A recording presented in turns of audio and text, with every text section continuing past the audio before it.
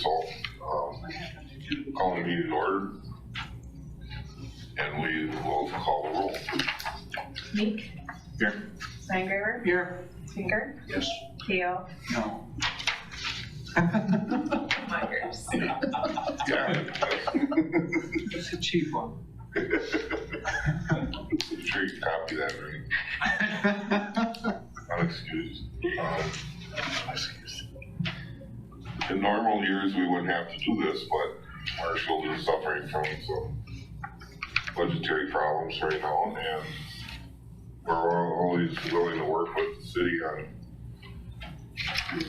resolving any problems that they have. So we're here this morning to discuss what direction the two chiefs are going to take us in regards to the budget, revised budget. So we'll start with the police department. Good morning, Chief. Good morning.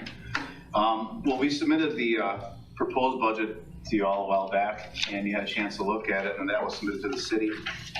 They did propose a few cuts from that. Most of those are from the top side of the budget, where we don't really have a lot to do with, but at least I don't understand it because I'm not an accountant. But the vacation lump sum, $9,800, they wanted to remove from there. I guess that hasn't been used as much, and so there's been a lump of money in there. I did bring up the anticipated retirement this year, and this is the number that they came back with. So the next one was the employee education. That's also in a line item that's been a little bit higher. That has to do with our college degrees and that sort of stuff. We did reach out to see who was interested in taking college degrees, and it looks like would be a reasonable accommodation. The staff travel was for the FBI Academy. We don't know if someone's going to be invited or not. At this time, there isn't anyone invited. So I'm going to propose that we put that in next year. And then finally, the $17,000. This one I had some issues with. We use this money for tipster payout, and also for actually our drug buys for undercover work. And so that's the amount of money that's got to be on hand, and a portion of that stays in cash. We keep a portion of that money in cash in the department at all times. To take that, and that's the entire line item from that fund. I have reached out to Steve Barg, and we are working through some accommodations that we can put some money back in that area. That's all the cuts that the city has proposed at this time. I open it up to you, gentlemen. Chief, did you have any suggestions of your own that you could accommodate them with, other than these? Or, I mean, I meant these weren't even my suggestions. Excuse me. Yes. These came from Steve to you as the cuts you should make? These came as suggestions as to where we could, and after communicating with him, I didn't have a huge objection other than the $17,000. I don't understand the top side of the budget enough to know if that's an accommodation that we could make or not. I know that if someone requests that money, we're gonna have to come up with it.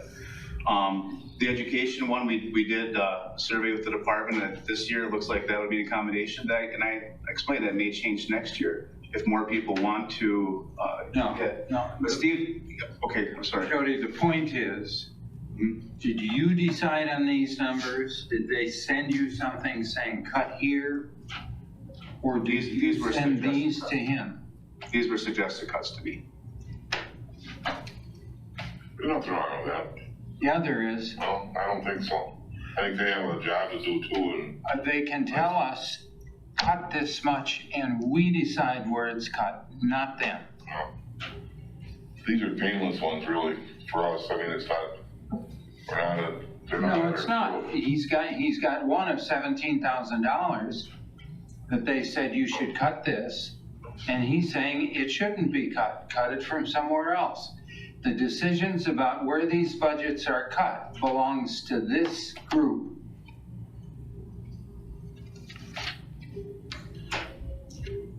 It doesn't belong to Steve Barg or his financial officer. Well, I prefaced the whole thing by saying we're going to be accommodating. So that's their request. If he says police department, you have to cut $10,000 or $20,000. Come back to me in a week and tell me where it's coming from. That's okay. But to send a list of things that ought to be cut is not okay. And as president, I talked to him about that several times and he agreed. Well, like I said, we're willing to work with them on it, and if that's the suggestion they have, unless somebody has any objections to it. Well, clearly I have an objection. The $17,000 should not be cut. Something else should be. And it should be the chief's decision and ours about what that is. So back to my last question, were there any things that you could come up with that would lessen the blow? To be honest, we're over in a lot of items now. I don't know where we're gonna end up at the end of the year, and to cut out of that with the increased cost is very difficult. It's challenging. So offhand, no, I don't. When we proposed the budget, we felt that we were reasonable. We only had less than a 3% raise, increase in a market that's much higher than that. I don't have a lot of suggestions as to where we can cut. Yeah, he mentioned at the first budget meeting the other night with the council was that he blew right over the top of the fire and police budgets because he said they're up. I thought he said something like 1 point something combined. The two are only up 1.2 something, so. That being said, with the exception of the 17,000 for our drug buy money, we can work with it, but it's tough. Yeah. Excuse me, Mike. Yes, sir. Jody, I'm kind of wondering, this vacation lump sum, the $9,800, I don't know how that they could potentially get rid of that, either short-term or long, especially short-term, when we could have somebody that gets injured or just decides to retire before they really plan to. They're still entitled to that money. Where, I don't know if you're aware, where does that come from? If it's completely taken out of the budget, that's an issue, and then the city would have to come up with it somehow, some way. They would. And then the other thing for me is Excuse me. City wouldn't have to come up with it. He has to come up. okay, so that would put you in a bind. Good. And then the tipster and investigation amounts, that's primarily used for drugs, correct? Drug investigations? That's where the money comes from, yeah. So that is an ever-increasing problem and risk to the community as a whole, no matter the age, socioeconomic status, et cetera. I don't like that would come out of it. I think that we need that. And then we would, if we got rid of that, once again, we'd have to come up with it and eliminate something else that we truly also need. So this is that safety net. Some accommodations can be made out there, Steve, because some money does get reimbursed. Like tipster money can get reimbursed in some things. I have to double check on some of the drug buy money, but there may be grants that reimburse some of that. But we do have to have money on hand to get it. And that's not one that, that's one that we can't go through common council to request money to be transferred. So we got to have a lump sum there. 17,000 what we have in there right now, we could maybe work with that. I have talked with Travis Esser, who uses that, and says we could probably go for 10. We could make some accommodations in that area as long as we can get the cash. I just think that we become potentially more reactive than active in enforcement and investigation by eliminating that. And like I said, I personally would not want to see us go backwards in the community and not provide a safe environment for the entirety of the community by doing that. Can you find $10,000 someplace else and leave $10,000 in that account? I don't know that I can. Well, you may have to, Yes, I know. because that's what I would suggest you do if it's that important. Everything is important. I can't tell you how many times I've had to cut budgets. Leave the 10,000 in there and take $10,000 from someplace else. Are you referring to the vacation lump sum or the drug money? Drug money. Yep. The vacation stuff, I don't know enough about that to tell you what you can or can't do or Right. what you're left with after that. But you said to us that that money is important and you have to have it.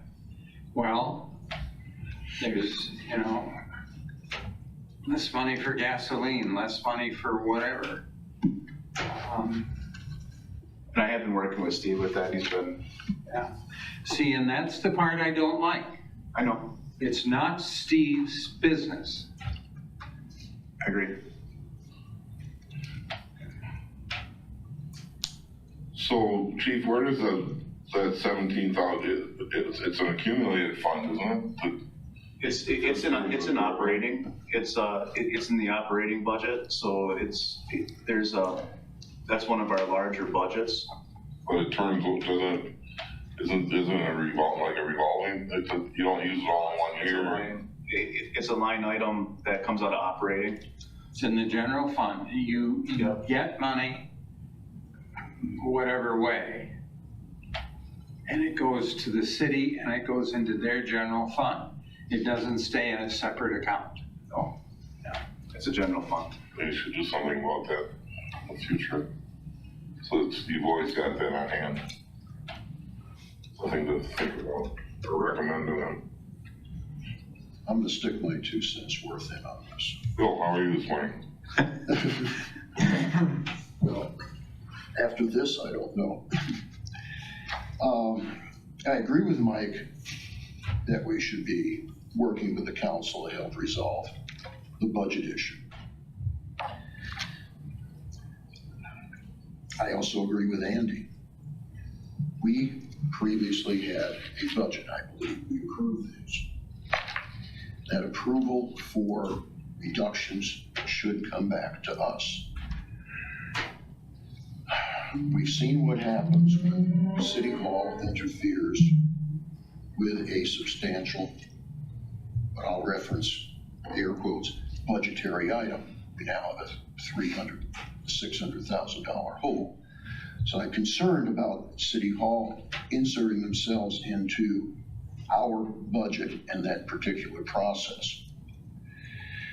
I am particularly concerned about the $17,000 reduction in the tipster and major investigation program. The number of drug-related arrests that are occurring in central Wisconsin are up. The number that are occurring statewide are up. There's been a lot of methamphetamine moving through the area. Undoubtedly, we have large amounts of fentanyl moving through the area. This is too serious an account to start reducing from. But as Chief says, are we going to take other money? I'm also concerned about the vacation lump sum.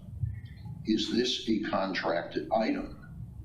Is this in the police master contract? If it's in the master contract, we shouldn't be touching it. I don't know that the amount is in there, but yeah, people are entitled to their vacation payout. That's through city policy and contract. Well, if that's a contracted item, we don't deal with the contract. So that's got to go, in my mind, if this is a contracted item, that's got to go back to finance, budget, and personnel and the people who negotiate the contract. This should not be we should be concerned about this, but this should not be something that we are dealing with. It's not in our budget. It's not in our budget. I don't like the other cuts. I'll go with a suggested employee education reduction. I don't like going in that direction because we're an educated-oriented department. Right now, these are being recommended. If we're going to take a vote on these, I am going to vote no. I certainly agree with Mike that we should, be cooperative. We have got a citywide issue right now. well, at least for us, part of that citywide issue's been caused by them. I mean, that originated in City Hall, was accounted by City Hall. City Hall collects the money by a City Hall contracted firm, and somebody down there is responsible for it. So we have this problem, we have the other problem that Chief Fletty enumerated. So there, you know, this money issue that everybody's got to be cooperative with in an effort to solve. I do not like this idea, just as Andy doesn't like it, of having the city administrator come in and say, I'm going to suggest these to you. And we know what happens with suggestions from City Hall. They frequently become, you will do this. These are things that we have to decide. And if there's going to be a vote on this, like I said, I will vote no. And I have no problem to have this commission go back to the Common Council and say, you tell us how much we're going to get, and we will enumerate that, we will allot that to the best of our abilities. I'd like to recommend that we, a motion would reflect this, that we appreciate the city's recommendation for recommended cuts. However, these are the cuts that the commission would recommend, and that would be, if we could live with it, would be the employee education and the travel, the total of $7,000. That would be our response to the recommended budget cuts. Yep. I'm sorry, can I interrupt? Oh, go ahead. The education thing, I believe by the union employees, they're entitled to 15 credit hours per year, I believe, by contract. So that too, I think, would be a contractual issue. I don't know how it works for the non-representative. It's similar. It's a city policy that doesn't have, it's a city policy. So we don't have to allow them to do it. We can budget it for non-rep. For non-rep, but for representative. Representatives each employee can contract. go for 15 credit hours per year. So this too, I think, is a contractual issue for the most part. Because if every single representative employee decided to do this, it'd exceed probably the $30,000 even. Oh, yeah. Did you say you checked with anticipated? We do every year. Yep. On what to expect for education next year, and you don't see this being a problem? And in future, you know, we could adjust that request in future budgets too, and we do every year. We survey the department to see who's interested and go from there. Steve's right. If someone that's contracted wants to take it, we can't tell them no. To date, in 24 plus years, it hasn't been an issue. Usually people will tell you ahead of time and take advantage of that, or let you know for the next year's budget. Mike, I agree that we need to cooperate and support the city when things are difficult. Now that they made it difficult for themselves, and I just glad we don't have to suck up the $630-some thousand. Yeah. But the drug money is a perfect example. You look at it when you go through the budget as a city administrator or the finance director, and you say, that's a lot of money, they don't need that. Well, they do. We know, all of us sitting here now, better than they do, what's the priority. So if and I'm sorry, there isn't enough money for everything. There just isn't. There never is enough money for everything. So you're going to have to decide if you want that 17,000 or 10 of that 17. Where is the other 10 going to come from? For them to tell us you got to cut X amount of dollars, that's their decision. They control the money. But where it's cut, that's our decision.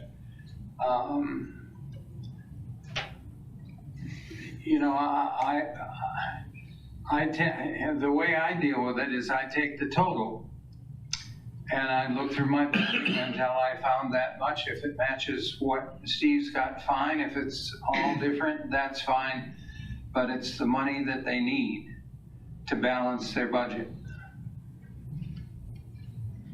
I mean, the comment that I heard from you or Mike was that the city almost glossed over our budget because we are so low in a raise compared to other Well, departments. it's a preliminary overview at the first meeting, where they go through all the budgets. Right. See if And when they, But they were saying like Public safety. 1 point whatever% raise in general. That's with these reductions from the proposal. yeah, Okay.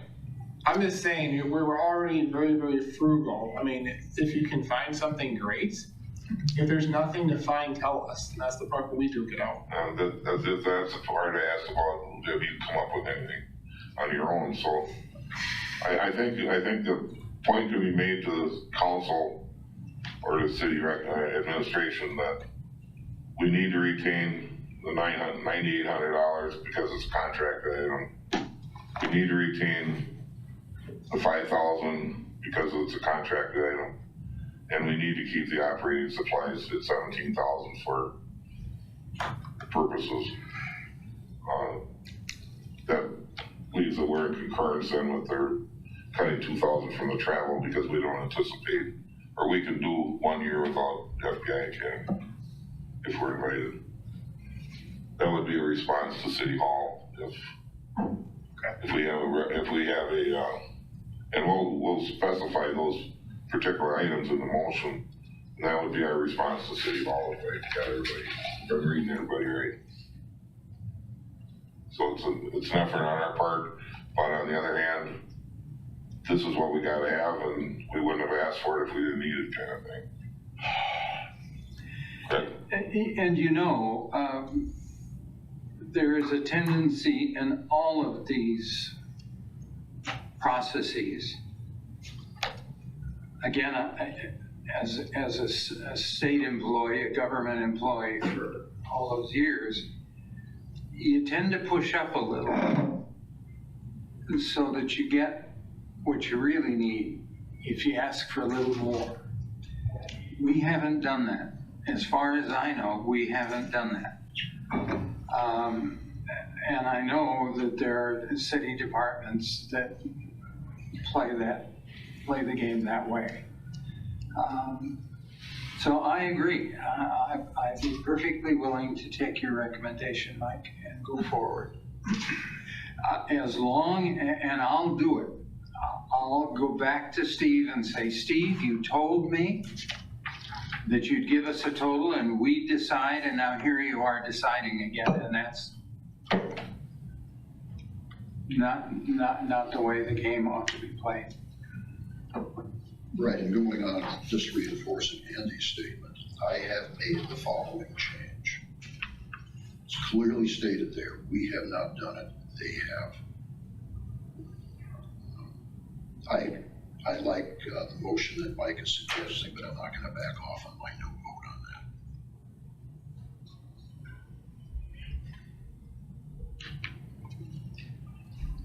So what's your pleasure? Mike has suggested a motion. It needs to come from, well, I guess it could come from you, couldn't it? Well, it could, Probably be better. but it's, somebody else could make a motion. I'll make it. Okay, I'd like to make a motion that we retain all of these line items except for the travel for staff for the FBI Academy. I think that the three that we want to retain are extremely important to the community as a whole, as well as education and recruitment of new employees.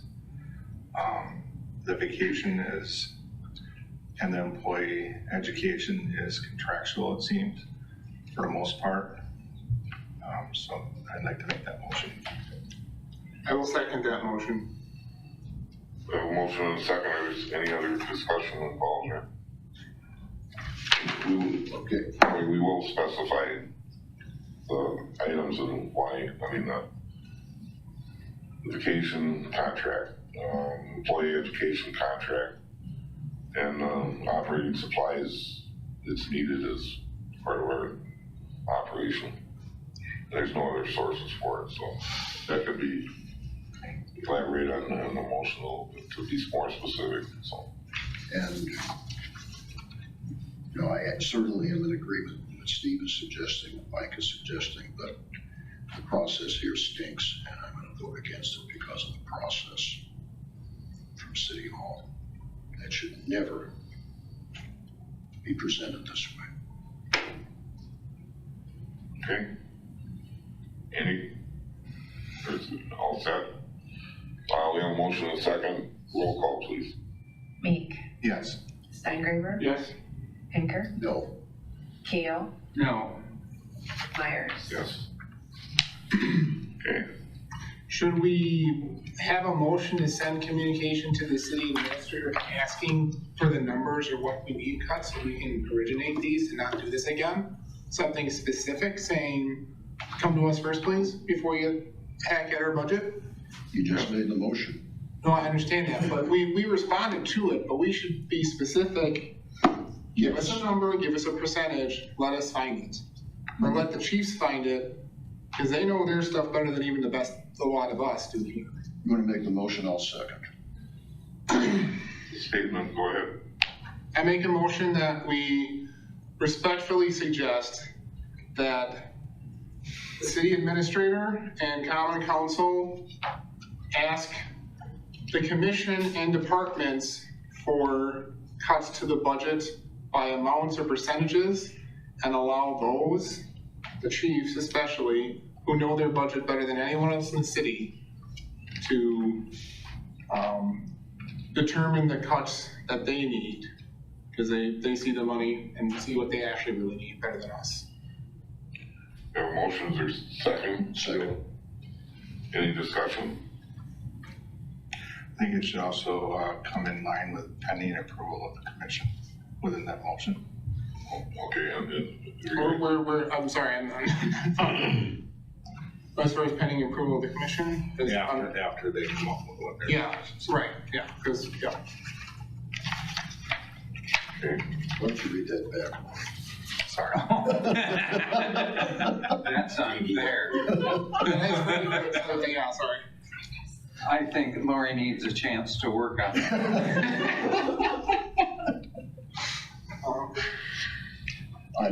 In my mind, I'm seeing Deb Hall's face right now. What? Okay. No other questions, comments? We'll do a roll call on this one. Meek, Yes. Steingraber, Yes. Pinker, Yes, Keel, Yes. Myers. Yes. I don't remember the last time I voted no on this commission. Oh, I think we can call something out. Okay. Well, I'd like to hear it. Don't tell me. Update on, thank you, Chief, very much. I guess I'm just a side, nothing official, but as an aside, if Fed would given you $35,000 to cut, would you have been able to come up with any recommendation? Okay. I don't have any accounts right now that are real healthy. You know, I have some money in there, but I mean, nothing, I mean, we're running thin right now.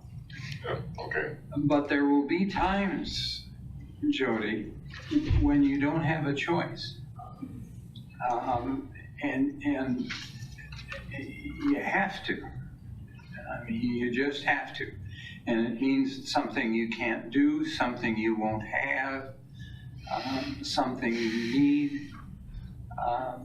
You know, I've said it over and over again, the city has enough money to do whatever it wants. It just can't do everything it wants. And we're all part of that picture. We're all in the same shape. So if they tell you cut 35,000, We'll find it. that's what you do. Okay. Next, fire department budget cuts as of October 17th. Chief. Good morning, thank you. I'll just preface this, we had a little bit different experience than Chief Kerr and Kat when we went in to meet with Steve in the finance department. I know at the beginning of the process, finance wanted to set the budget increase at 2%, I believe, for all departments, correct me if I'm wrong. We came in heavier than that. We were at about 4%, roughly. I don't remember the exact numbers. So we went into budget meetings with Steve in finance department. We had a little bit different experience. Basically what we did is we went through line item by line item. The only two cuts that finance made were to those first two items under fire protection. It's the vacation lump sum pay and the comp time payout. The vacation lump sum pay actually both, and the comp time payout, they took the average of the last 5 years is what I was told by finance and used that number. We all know that if, like Commissioner Meek alluded to earlier, that if somebody does retire out, that vacation lump sum pay could go well over the budgeted amount, especially the 5-year average, especially if you have multiple people that either resign or decide to retire. We don't have any expected retirements in 2023, so I think we'll be able to get by with that. That was reduced by $2,000. The comp time payout, that is basically when an employee comes in for overtime, they have the option of taking either comp time or taking straight overtime. They can collect comp time up to a total of 144 hours. At that point, that's their limit. If they start going over that, they have to cash in that comp time. So that's basically what this is an overtime. So as comp time goes up, obviously, as that's collected, overtime goes down, but once they pay out, that comes out of this account, out of their comp time account. You have to end the year at 72 hours. You cannot carry over any more than 72 hours. So those who have over that limit have to cash out at the end of the year. Some years that's higher than the $20,000 that it was reduced to. Some years it's lower. And as this commission already mentioned, that's something that if it goes over that amount, we have to account for that in other areas. But that's how it was explained to me that they're gonna do these reductions to these two. The rest of everything else, moving forward, besides the EMS Enterprise Fund, these were cuts that we worked with Steve and Finance on as a team. Deputy Chief Mueller, Deputy Chief Bacus, and myself were there. So under fire protection, just going down the list here, this was a new request for us for a weather app to basically get wind direction for our members as we're going out the door. This was an app that we were going to tag onto with Streets Department. They already have this app. Basically, we'd just be adding a subscription onto their current subscription to it. So that was about $1,400 cut plus that was also in EMS, so that was a split. So that would have been about a $2,300 option. That's something that we can, is very important to us, especially in hazmat fire calls, knowing wind direction and speed and everything, where you're gonna vent, making sure to approach upwind, uphill. Something that we're gonna put in 24's budget. We've been operating without it now for a number of years. It was something I feel we need as a quick glance going out the door. We can certainly push that to 2024. The next item on there was to grow your captain subscription for $3,334. This was implemented under Chief Owen. We aren't really utilizing that program anymore, so that was something that we could certainly live out, and that's going to be a permanent cut as far as I'm concerned, unless this commission decides otherwise.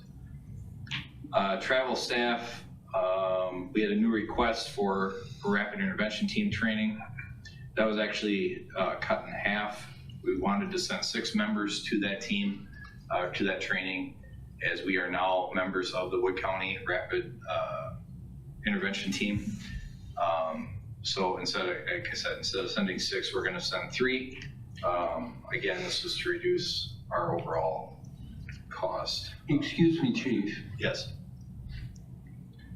Are the numbers that you're reporting now, including that last one, numbers that you generated, or are these the numbers that were suggested by city administration? So, yeah, I should expand on our experience was a little different. So what we did is we came in and it was a conversation of, you know, the city is struggling for 2023. What can you reduce or cut? Once that conversation was over, I don't think we had cut enough. And we were asked to cut an additional dollar amount, $15,000. I could not come up with that $15,000. We cut 10, and that's all we could do. And that's where it was left at that point. Question with the rapid intervention team training, instead of setting 6, you'll send 3. Do those 3 become trainers there? And also the technical ropes, does the technical rescue coordinator become the trainer for the department? And do we have the equipment for both entities to do the training in-house? Yes. Yes and yes. That was kind of the plan. Deputy Chief Lucarelli, who retired earlier this year, was our tech rescue guru, for lack of a better term. He would go to all 3 shifts and help train those 3 shifts. Right now, we've appointed Relief Lieutenant Schad to that position.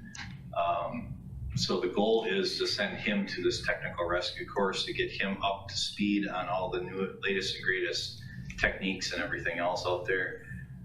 Like I said, originally we wanted to send 6 people to this and to start training our department on a yearly basis and get everybody up to speed. This was kind of a meet in the middle type of scenario where we could send our tech rescue coordinator to this, bring back the training, train all 3 shifts, and kind of continue down the road we were. So that's where that cut came in. Great, thank you. Blue Card Command course, which is basically ICS training for our officers. We've tried to get this in numerous budgets. It just hasn't passed. It is a little bit of an expensive course. It's something we'll resubmit again in 24. We've been trying for this, I think, since 2020. I believe 2020 is the first time we put in for this, so this has been kicked down the road for a 3rd time. Could you just refresh us with what the Blue Card Command course does? It's basically a down and a deep dive into the ICS system and training on that, on the ICS system.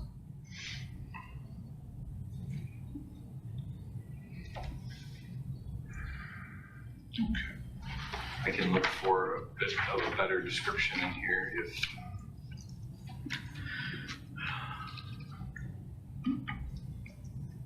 Yeah, it's scenario-based course with the ICS system. It's basically get our officers a better understanding of the ICS system. That's what it is. Is there other training that's being done or available? We're all familiar with ICS as firefighters. We use it all the time. This just gives us a deeper dive into this. It's something our officers have been asking for, specifically our shift commanders, who are going to be utilizing it a whole lot. And you know, for even relief lieutenants coming up through the chain who maybe don't know the ICS system as well as the shift commanders, but they are potentially going to be in that role. This is to provide them training in that system. You know, if there's like a master instructor of the Blue Card, and if so, could we potentially down the road take that idea around of sending somebody to that to train in-house? Would be a force multiplier within our department. You can certainly take a look into that. I don't know the answer to that question right off the top of my head, but we can certainly look at that. You're talking similar to the technical ropes. Yeah.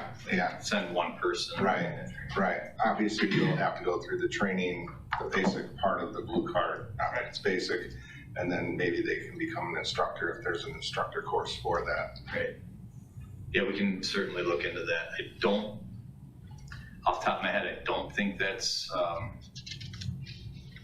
I'll look into it, I'll put it that way. I don't think this is more of a scenario-based type of course where they'll put you through a realistic type of scenario and you need to act upon that. So doesn't sound like that it would be a possibility, but who knows? I can look. Is this specific to, say, the incident command for our department, which is obviously covered by procedures and policies, on how the command structure works as its team on scene? Yeah. Rather than interdepartment communications? Correct. And I know the basis for ICS is for all departments to be on the same page.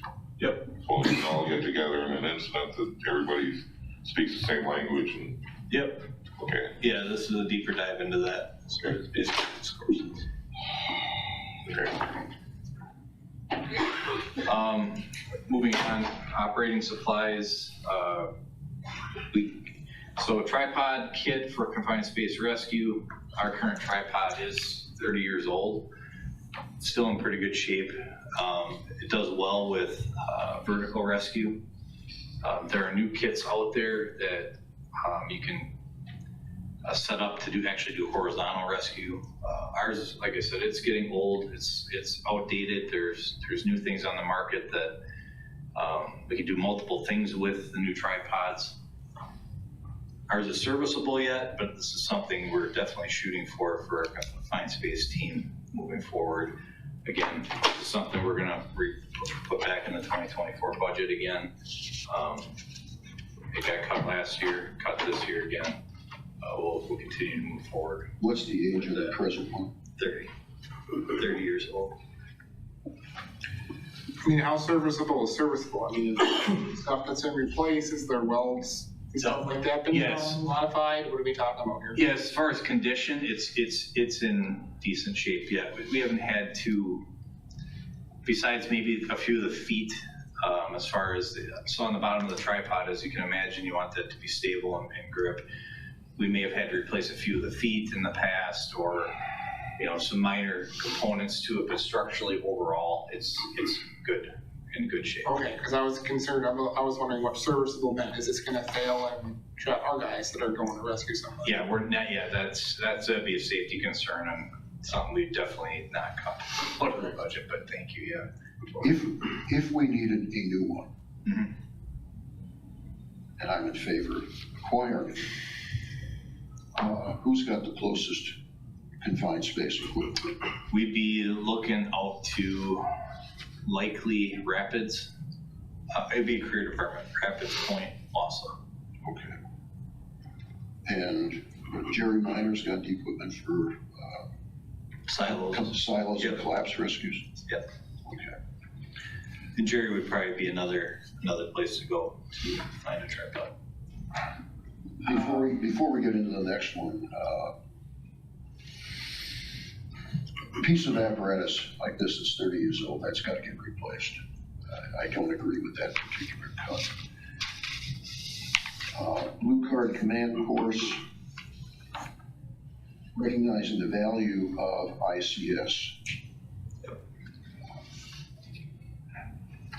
I'd like to see a train the trainer course available.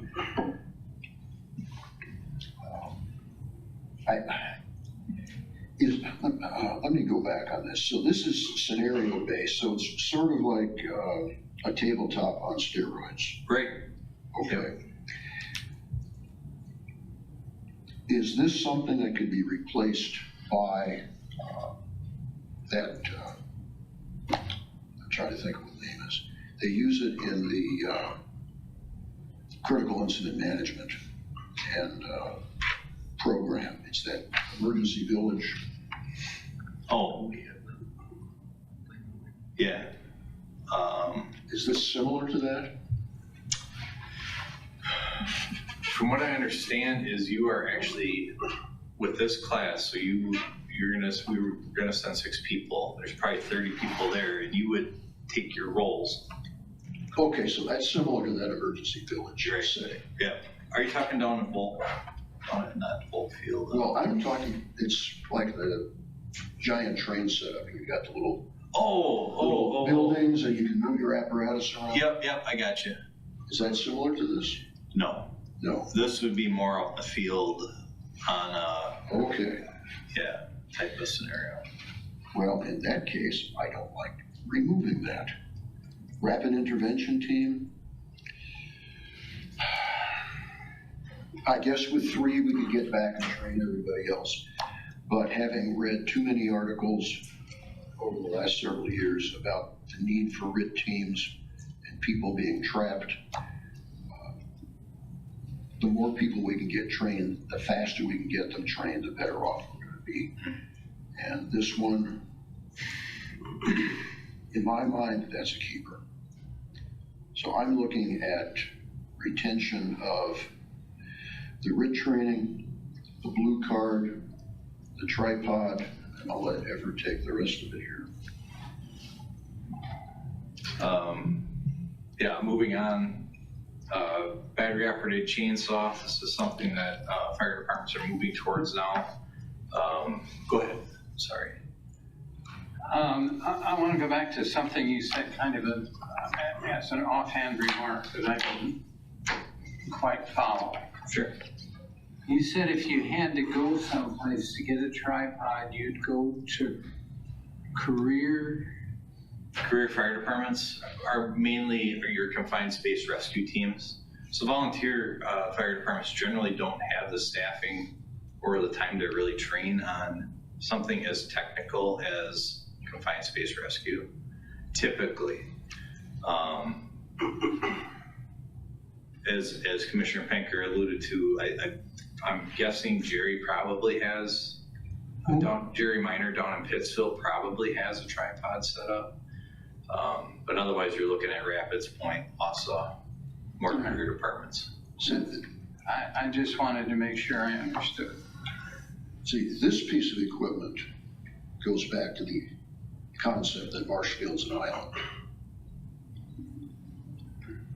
And we're an island away from close-in NATO. But we're also an island that has equipment that can be utilized on a mutual aid basis by some of the smaller departments. Let's face it, if Colby, Abbotsford, Dorchester has a confined space situation, and they've got enough industry up there where it's a potential, where are they gonna go? I mean, literally, we're right down the highway. What's their choice? It's Wausau, it's us, it's Chippewa Falls or Eau Claire.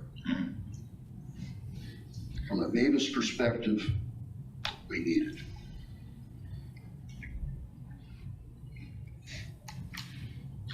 That's fine, I'm sorry, thank you. Yep. Moving on, the Milwaukee battery powered chainsaw, this is something departments are starting to move to get the gasoline out of their rigs, for one. Number two,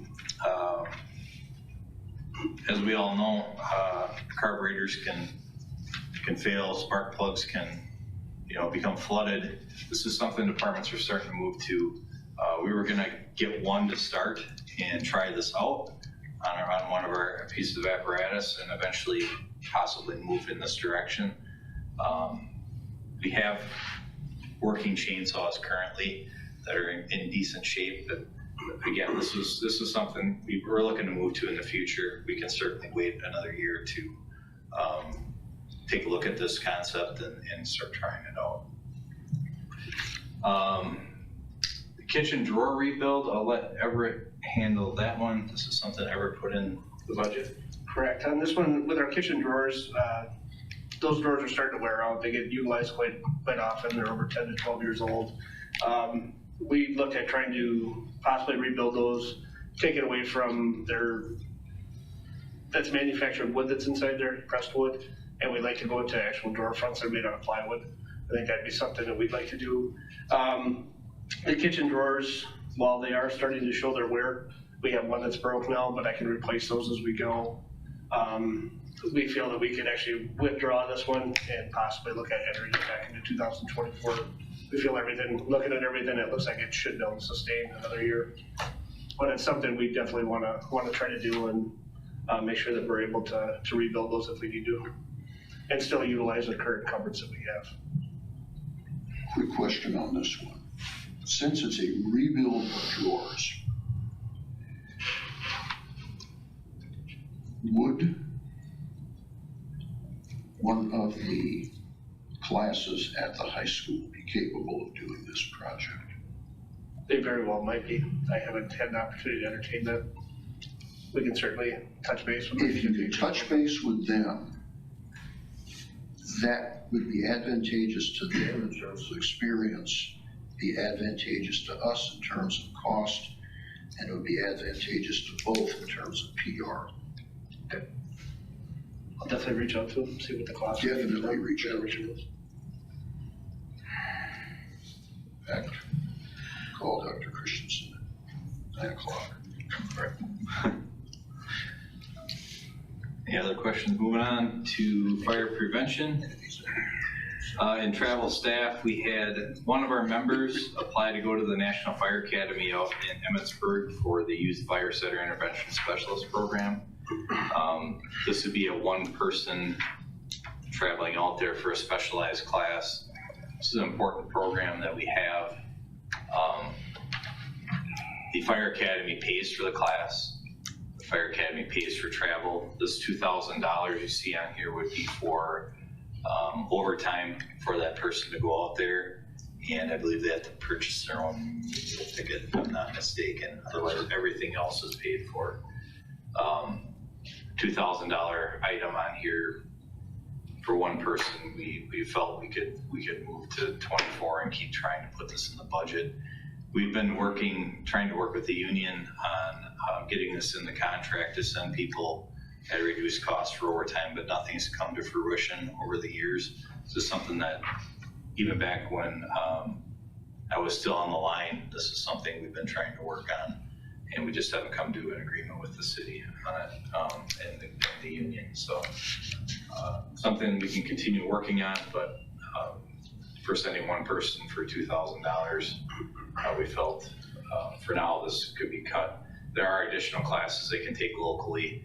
The fire inspector and prevention conference is coming up next week. I believe Tony is attending that, is he not? He is not, but we do have a member who is attending. And we have members on the team that are going to attend that. So there is training that they can get, but not to the extent that the National Fire Academy would provide. The other one in fire prevention is Wicklander Zulowski interview and interrogation class for fire investigators. So this is replacing the READ technique for interview and interrogation for our members. Luckily, we respond with the PD to these. Police department personnel are very good at interviewing, people who've had a house fire. So we have that resource available to us. We wanted to send our investigators in case PD wasn't on scene or able to attend. Our investigators also go out into the county, and a lot of times county people or police officers aren't there. So this was just to help us, our investigators, get that information and get that training to better interview people, because firefighters generally aren't great at that task. Police department's very good. Yeah.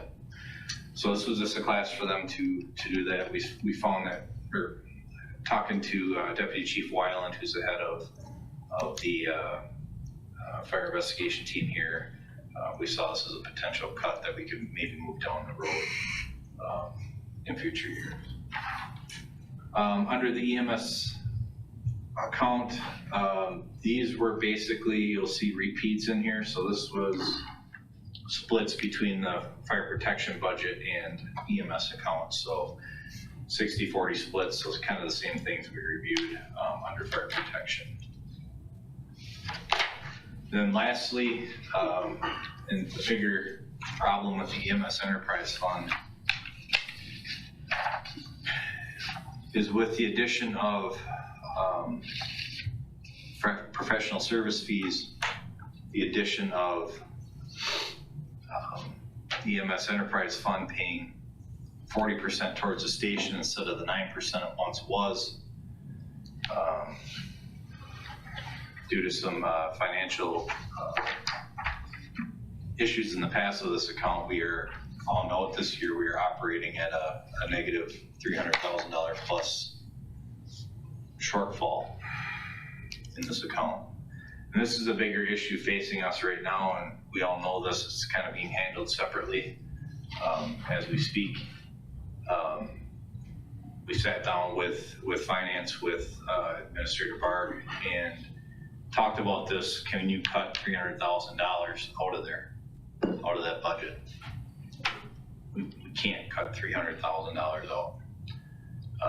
As you know, in 2020, we added 3 staff to that account. And like I said, this is being handled at council as well. I don't know how we cut $300,000 out of that account without there being those 3 personnel leaving that. And that kind of seems to be where the council's headed with this whole thing. Excuse me, Yes. that seems to be where the council is heading. What does that mean? That we don't replace those 3 firefighters to make the EMS enterprise fund account balance. We don't replace. Well, And the statement was made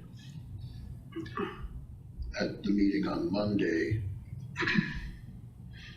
to not replace, it's the potential to not replace, but bring them back in the future. Now, wait a minute. See, you're doing the same thing. Bring them back in the future. You talking about bringing the positions back, or are you talking about firing people and then hiring in the future?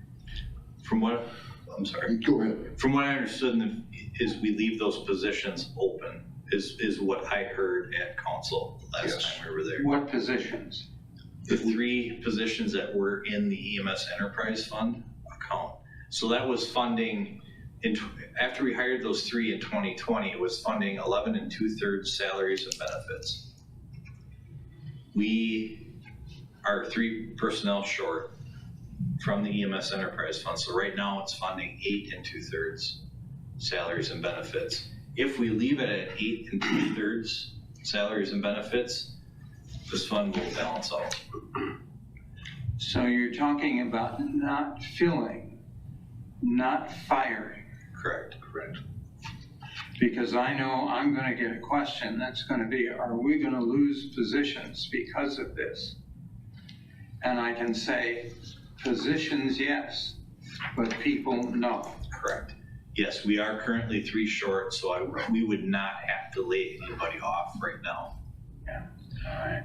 and it was one of 3 options that Wagner brought up the other night and addressing it with the budget council. And it was one of 3, and they haven't zeroed in on any of the 3.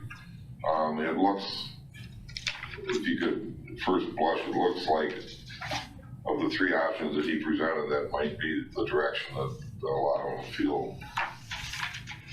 But there's 10 people on the council and there's 10 different ideas. So Wagner's trying to zero in on what's gonna work best to be the least abrasive approach to coming up with a zero balance or balancing this account again. So I think he's doing a good job. He's been working a lot on this with finance and with Steve and with personnel, and he's putting a lot of time in himself, and he's been communicating with me and been communicating with the chiefs on how to bring this about. And like, he didn't ask for any action the other night, but he did lay it out for them what the 3 options might be.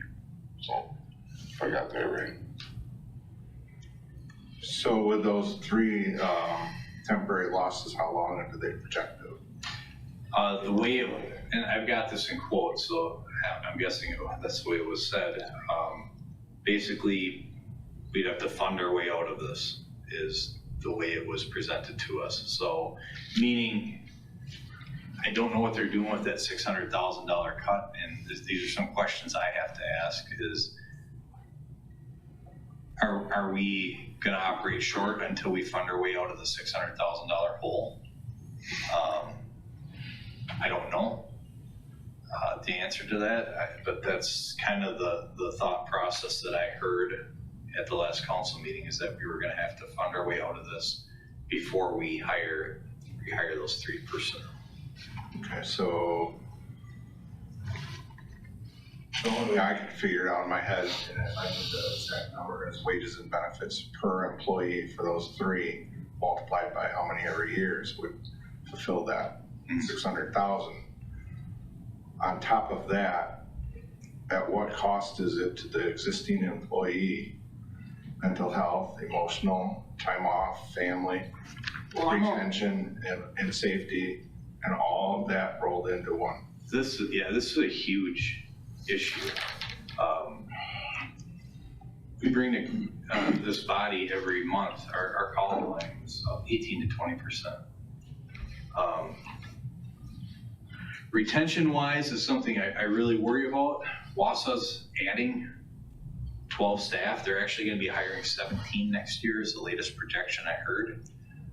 Their call volume is up. I've heard Wisconsin Rapids is in the process of going through the motions to add 6 additional staff. They have a similar call volume to us. And we're going backwards. What does that say to our employees? What does that say to our people? You talked about the mental health aspect. We're having to order in people for overtime on time when they should be at home, taking a mental break, taking a physical break from everything we do in this job, all the physical and mental toll it takes on your mind and your body.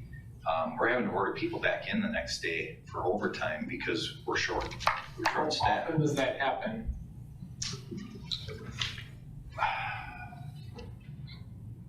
I don't have an exact number for you. Just say on a scale from 1 to 5, 5 being a lot. Probably a 3. 3. Probably a 3. And then there's another added unknown is if somebody gets hurt, Correct. Right. then we're even throwing more on the remaining people able to work. Right, and then we go back to the top of this budget with the vacation, some pay, and the comp pay. If you're calling people in, that's where those things that are being cut on, or suggested to be cut on here, are gonna jump up over the roof. If somebody gets hurt, like he's saying, they have to retire. Heaven forbid something bad happens, we get multiple firefighters down, then we're really in a hole again. And then we ran into that last year. We had 5 or 6 firefighters out with long-term injuries at the same time. Our overtime went through the roof, and we actually got questioned on that. That was easy for me to explain. But that's exactly the unknowns that you're talking about that happen way too often in this job. And a lot of this, is probably from overexertion. We're asked to do a lot more with fewer people. And it keeps on occurring day after day. And I think professional services, police and fire, have been in the mindset of saying, everything's fine, we got it. It's not. Everything is not fine. We are all short-staffed right now. We need people. And this is not the time to be reducing our staff. I can tell you that with call volume going through the roof.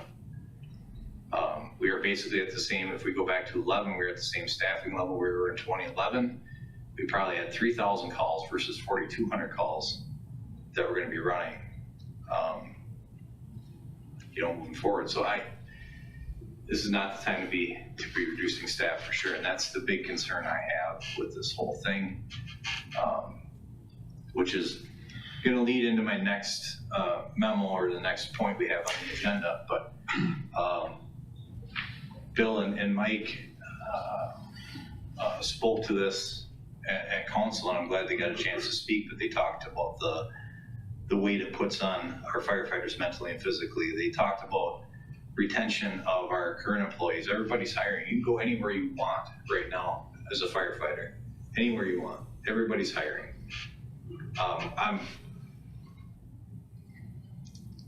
Every time I mention this, I get a little emotional. I'm not gonna cry, I promise you, but our department right now, as far as the morale, the people we have here, I've never seen it this good. As far as people taking care of themselves, taking care of each other, genuine care amongst this department and family type atmosphere. I don't want to lose any of our firefighters we have. They are all absolutely wonderful, wonderful people. Like I said, they take care of each other on a level that I've never seen. So that worries me a little bit. That this is going to be a hit on morale, that we can't retain those 3 employees. Burnout across EMS, across the police as well, fire, it's real. It's one of those invisible things that people don't see when they're making cuts, but it is real. You start burdening people with, like I said, you're running 24 calls sometimes a day, ambulance calls. And it's expensive. Yep. That's when mistakes happen, that's when Correct. injuries happen, that's.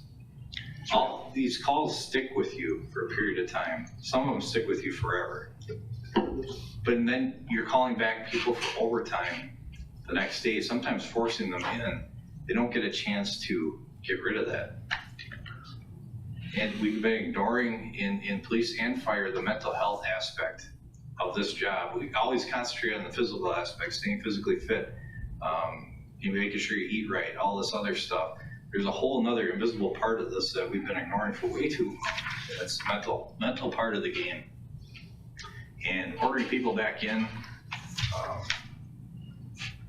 when they're supposed to be on a day of rest is difficult.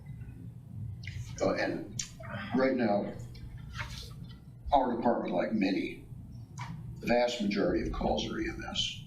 Yep. If for some reason our fire service calls go up,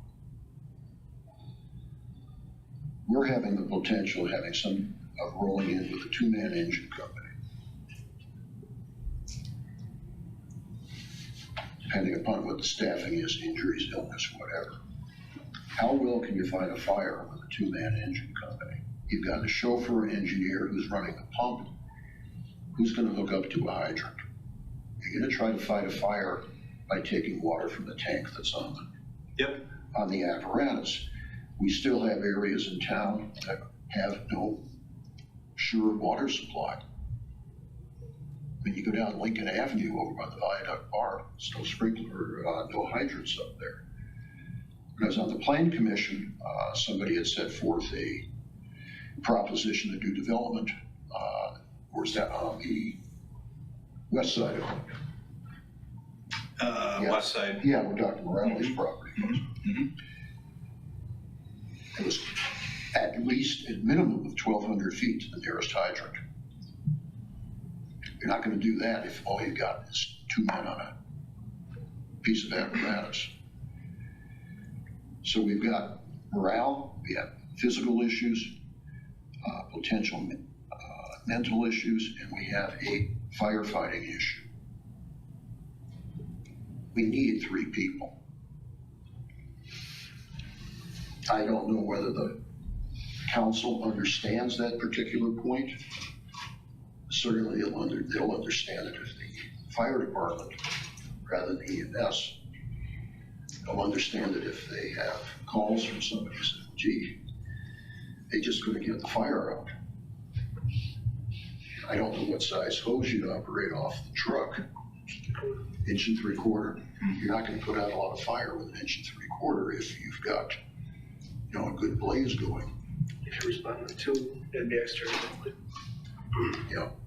And not to share war stories, but I mean, I'm sure a lot of us have these stories in our heads where we've showed up to a structure fire with 3 people.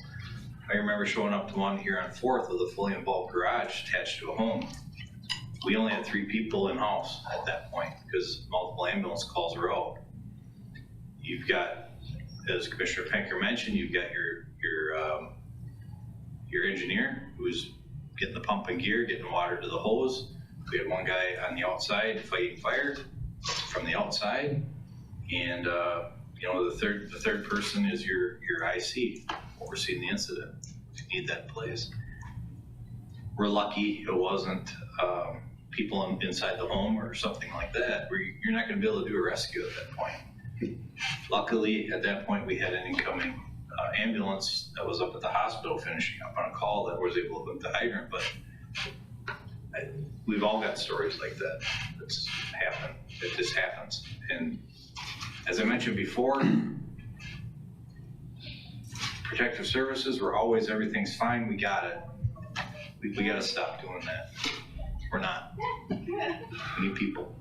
There's a statement that was made a number of years ago in a national publication. Every chief in his career will have a big one. You haven't had it yet, it's coming. Yep. I want as many people as we have to fight the big one. 3 down, even if that's 1 person per shift, 1 extra person can help get water on that fire or help effect rescue faster than being down 1. Or the other picture of the unknowns of people being injured, it'd be nice to kind of know, do we have 2 or 3 people that go down here for months at a time, statistically over the last 5 years, 4 or 5 years? So it's compounding, not just the 3 that we wouldn't be replacing, but the 3 or 4 or how many ever that go down, and what percentage of that would be the total coverage that we would have? I can certainly, 6 people. I can certainly collect that data, but off the top of my head, just thinking back, and DC Mueller, let me know if I'm wrong, but yeah, I would say the average is 3 to 4 easily. That And then would we're work not- for months. And then we're not even counting vacation time, comp time, training, or any of those aspects. So losing 3 people, even though that may seem small, that's huge. It's a huge number, and considering the assets that we have to protect in town, even with some of those being sprinkled, if we take those 3, you add in the potential for illness, vacation time, long-term injury, we now said, we become a mutual aid department. You're going to be, dispatch is going to be holding Mavis boxes every time we go out. I'll make a quick observation. If all of that is correct, what is this commission's obligation, responsibility to do something about it? The commission's responsibility is to pursue public safety to the highest levels based upon current best practices. And that point has to be made. And if it's a case of going to the council and saying, look, we don't fill 3. We have historically this record of disability for a long time. Go, make the cuts. Your safety, the safety of your constituents is now in jeopardy. I think my point is the statute says we're responsible for managing and administering the police and fire department. Now, if I lost faculty up on the hill, I had to find them.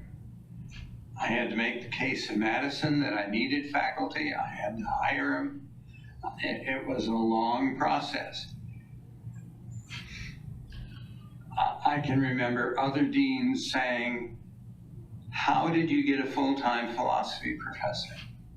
I think we were the only campus in the system that had a full-time philosophy professor. It's because I badgered Madison for years until I finally sort of capitulated because they were tired of hearing me yell at them. If these are real issues, then this group is responsible for making it right. And therein goes into the conversation and the education for the council and for everybody else. Pull those 2 ambulances out, put them in the back, put 3 firefighters in the day, give them a scenario and walk through it, saying, hey, this happened, you have 3 guys, what are you willing to risk? Put it out there. What are you willing to risk? Put it direct. We need to, and if we need to get a tabletop in here with the council, get it to a posted meeting and have them come and see. Not some abstract thing with numbers, sitting at a desk. They need to come see the guys, see what we can do with what we got at the worst case scenario. not to play skies falling reactionary, but the worst case scenario is what you guys are all about. And if you're saying it's not all right, that's not right. This is where we stand and fight. Yeah, I think we have to be, as a group, more active than we have been in making the case for the departments. A big problem in Marshfield and in lots of cities like Marshfield is that you don't have one place that has a voice that everyone in the city listens to. When I came here, the News Herald was that, because everybody read the News Herald. If I go down my block, I think there are only 4 people on the block that get the News Herald, and then it doesn't talk about Marshfield in the way when it was the Marshfield News Herald. So we don't have a way to communicate with the community that we once did. But I think we gotta find, maybe it's a matter of going to I don't know. But if we really think this is a problem, it seems to me it's partly our responsibility to make it right. And it's communication to the community in any form we can get it, and open houses, I think, is they're gonna start saying, hey, this is what we got, this is what we can do. If this happens, these are gone, these guys are gone, this is what you have left.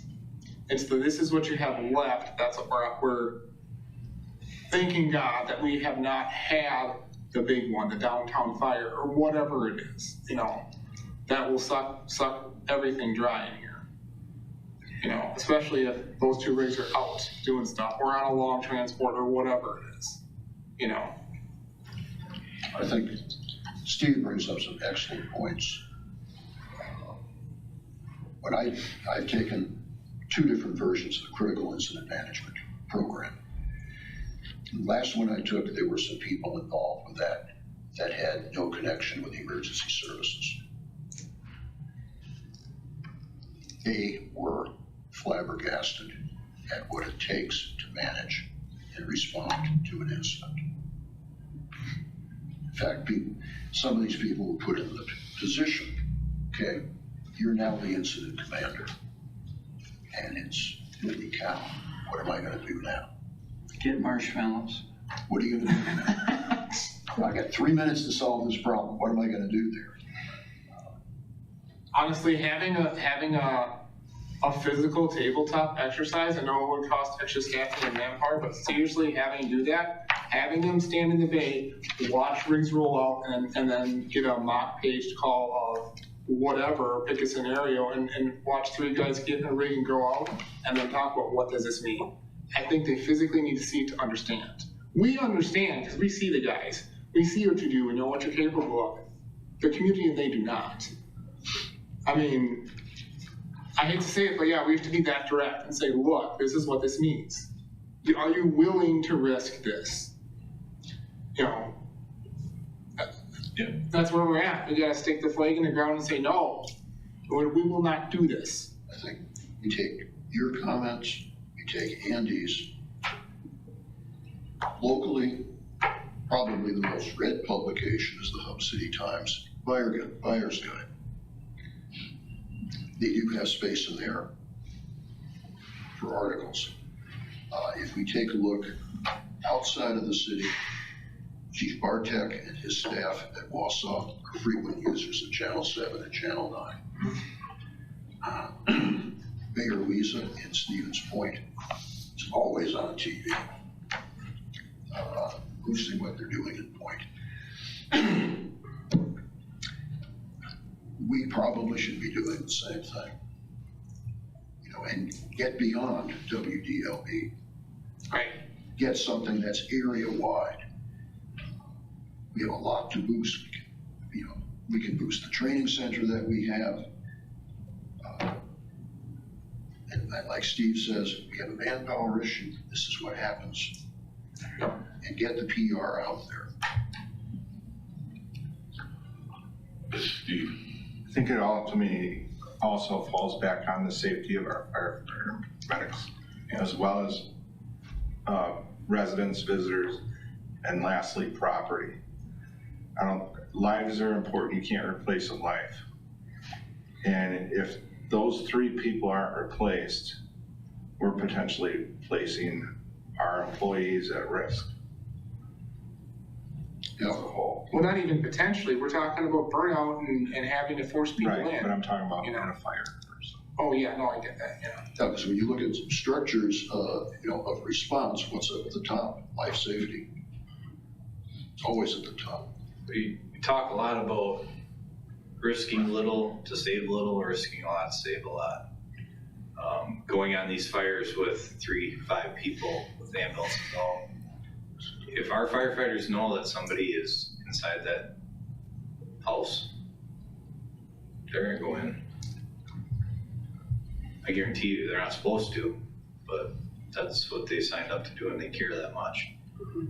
And there's potential there that is unsafe. We should not be doing that, but heat of the moment, it's happened in the fire service all over the place. That's what we're trained to do. So, yeah, I worry about that. We can't lose sight of the fact that these 3 people, time-wise, came online immediately following the church fire. And the public's reaction to the manpower needs and the church fire. We shouldn't have to wait for a major incident like that to spark the public's interest again, what's needed and what it would take to take care of the problem. I mean, timing-wise, that's what happened the last time. That's why those 3 additional people were hired. Fortunately, the EMS fund was able to cover the cost of 3 additional firefighters. So it worked out in a couple different directions, but now that the EMS fund is hurting, we're gonna be compromising the firefighting end of it too, so. And that's been pointed out to them. Like I said, it's one of 3 options that the council has presented, or that the council president has presented to consider. And I believe that, if I'm not mistaken, this is the only one that it involves cutting personnel. The other ones involve either the city involved directly with funding the entire EMS fund. But there were 3 options that Wagner pointed out. Yeah, the first option was to transfer the entire deficit into the general fund, and that basically violates the common council policy, affects the bond rating, decreases the city's reserves. They talked about disbanding the enterprise fund altogether and moving the personnel that are funded by the enterprise fund into the general fund, like most departments do it.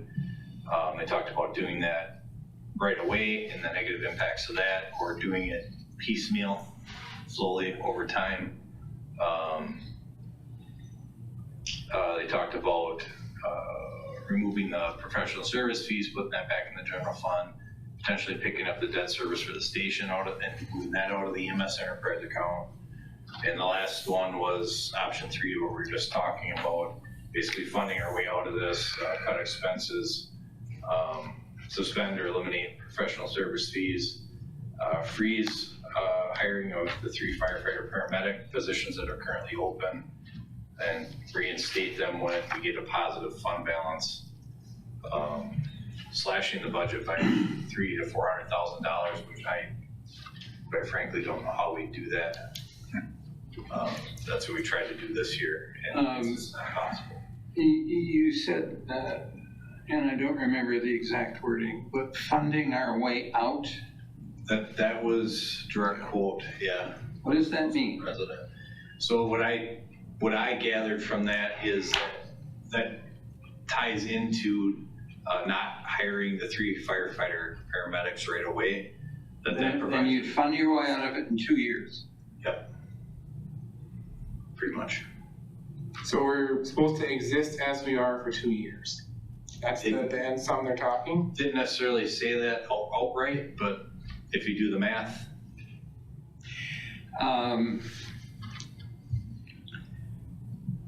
What irritates me about that is the problem is the cities. They made the errors. They made the mistakes. But the fire department is supposed to pay for it. And you're right. And these three suggestions haven't gone without some input from either the chief or Mr. Panker or myself, publicly at that meeting. And it's also been involved, the same points are brought up with, I had met with Wagner for 3 or 4 hours one day, it's like an eye opener when you first mention it to them. And then the second comment I heard was, well, I hear everybody saying that. So, I mean, it should be more direct, I guess, than what we have been, but you can't state it any other way. We talk about the effects on manpower, the mental and physical health of the people that are going out on these calls all the time, and then, like you said, call back the next day on their day off. All these points have been, so it's a matter of reaching those 10 people. And at the same time, I've been pushing for getting them to make this decision sooner than later with the direction we're headed, because we need to be able to budget for our services. We need to know what we're up against, and it's ongoing. That's why it's on the agenda this morning to talk about it some more coming up here once we get done with the fire department budget. But and speaking to Commissioner Steingart's point about educating our elected officials, we're talking about running a Citizens Fire Academy again. We've done that in the past where we've taken them through everything we do here just to educate them, but you need people to want to volunteer to do that. And last time we tried, we got nobody. Well, that's what I'm saying. We invite them, or expressly invite them, say, hey, this is open, come down. This is a posted meeting. Come to the fire hall. Some of those people that won't. I know, but if we're not doing what we can do.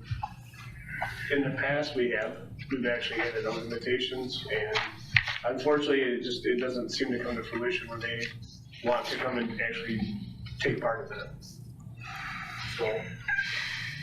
I refused to crawl through that burning building. I totally do. I would not do it. And I think Commissioner Keel actually took part in one of ours, and during that time, he was able to watch and monitor, and I believe one of our older persons came down as well, and he was able to watch and monitor. So it doesn't mean that you have to have direct thing, but the whole intent is that we can show them what our job really entails, all the different things that go into it. Do you know those idiots call through a 24-inch pipe with a pack on their back? And some of them are bigger than the pipe. You can fit surprisingly 24 inches is You can squeeze. Like giant. Yeah, giant. piece of cake. I just want to make sure I understood correct. I believe, Chief, that you said that the council could consider, or the finance budget personnel could consider taking some of the firefighters or all the firefighter paramedics out of the enterprise fund and put it in the general fund for wages and benefits, potentially even immediately. That was one of the options, but I think the negatives were, Council President presented it that way, but he also followed it up with there are a bunch of negative aspects to doing that. We'd lose certain amounts of state funding because we'd be. Oh, okay. Yeah. That's what you're I saying. believe the state funding came out to like $400,000 that would have to be made up immediately. There were a lot of negatives to doing that like immediately, but he did talk about phasing it into the general fund slowly so we don't lose that state revenue. That was part of the second option. So if they did 3, just as a trade-off, absorbing the 3 that are existing in that program, and we hire the 3 under the enterprise, wouldn't it kind of almost be a wash and get that same funding that we're getting now? I mean, to me, it appears as though it's a potential win-win. We have the personnel that we needed. The wages of the 3 are a lot taken care of by the general fund and not by enterprise fund. Yeah, I think the hang up to that is the general fund. I think we came into this budget $2 million in the hole for funding for 23.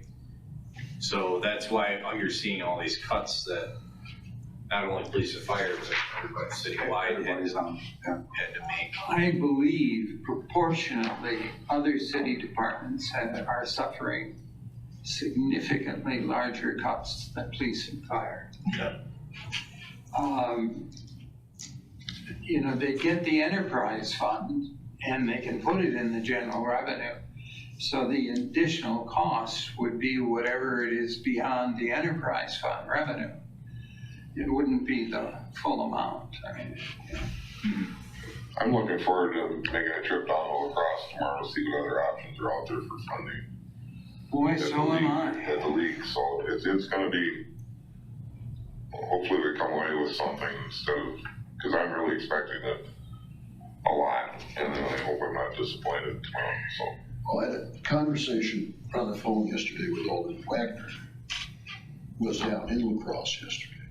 And apparently somebody had posted, whether it was on the website for the convention or some other site, this issue of funding. And what had told me was that most of the responses were, if you have an idea of how to do it, contact me. Everybody's concerned about that. I hope it's not just a round table, I hope they've got some constructive Yeah, people presentation to make. who Give us some found ideas. solutions. All we need is 20 people in the same circle talking about the same problem and no solutions. So I hope I'm not disappointed in that respect. But, Well, Mike, what do you want to do right now? well, I think we should mop up on the updated fire department budget, and then we did kind of move into number 5 with the discussion on AMS enterprise funds. I don't think we should zero in on one, two, Why don't we, go ahead with, or should maybe change budget, fire protection budget first, with the cuts that Pete recommended. Can we agree or disagree on any of them or all of them? okay, do you want a motion on this? Yeah, if you've got something in mind, that open to a motion.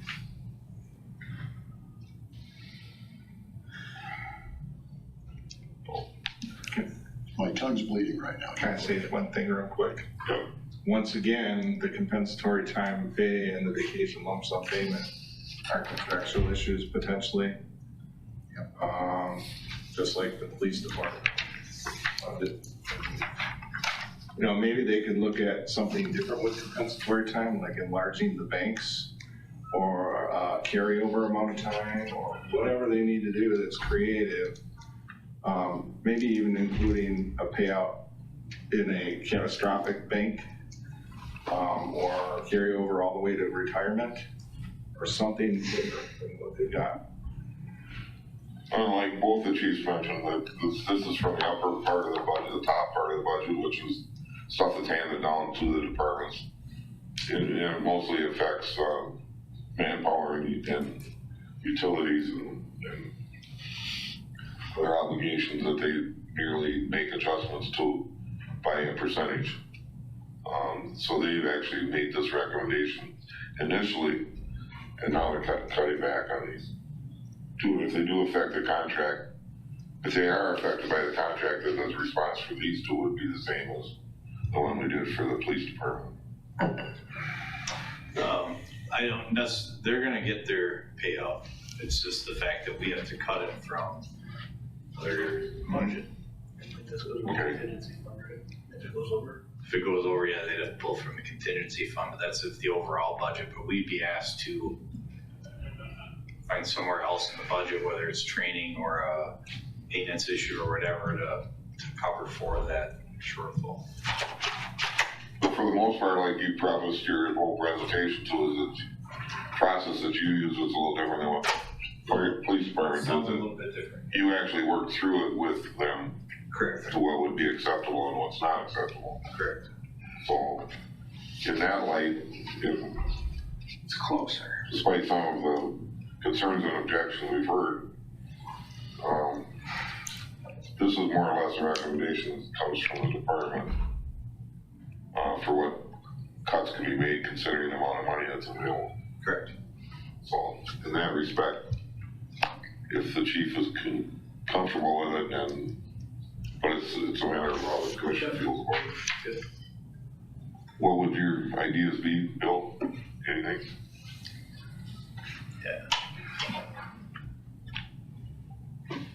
Well, I'll ask the question, do you want a motion on this, or? Yes, to either make exceptions to it or to approve the recommended cuts as recommended by the fire chief and the fire department, fire and rescue department. Because again, like I said, this is worked through more than, it's more than a directive, it's been worked through with them already, so.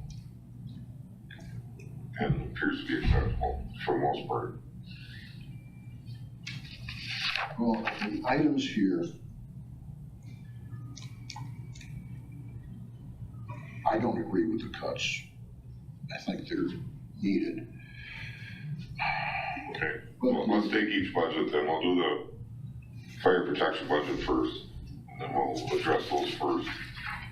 If there's exceptions to them that you wanna make, then you can make that part of the motion, and then we'll go on each one individually. Well, I will, on the fire protection, seeing as though this was what I'm gonna call initiated from our command staff, rather than the other one. On the fire protection budget, I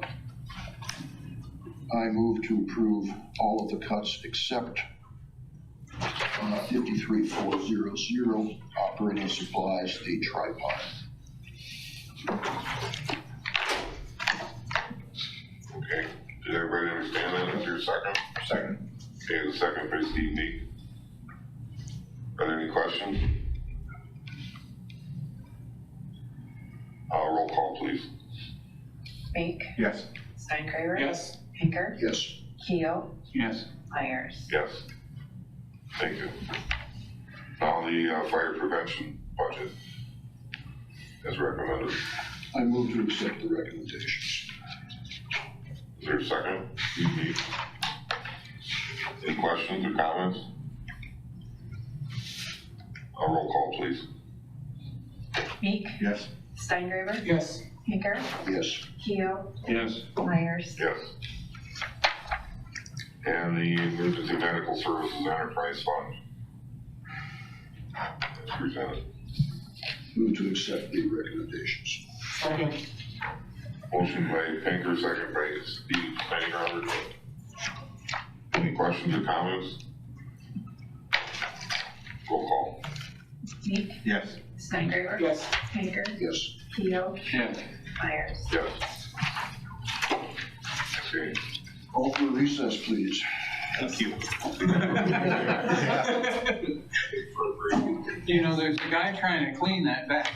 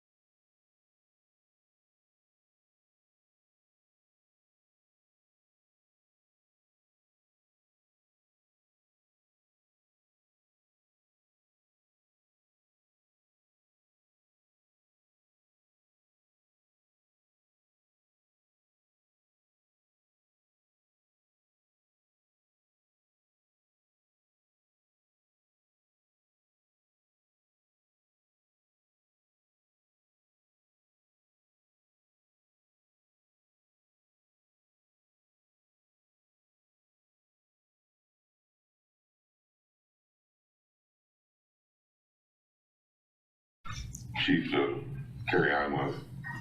Is there somewhere you wanna go that we haven't been yet? This is a whole different thing, I think.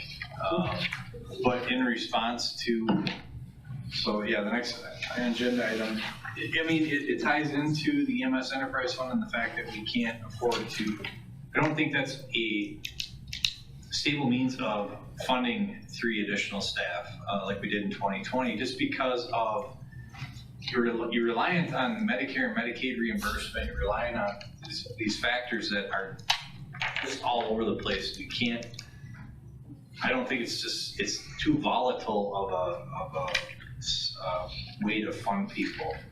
And we mentioned before, we need people in the fire service, and it's not just in this department.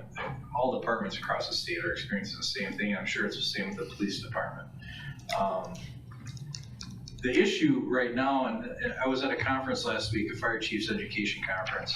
Deputy Chief Clemens and I went down there. And a lot of the things we're gonna learn tomorrow, Mike, at the league meeting, they had a similar breakout session. That's why I wanted to attend.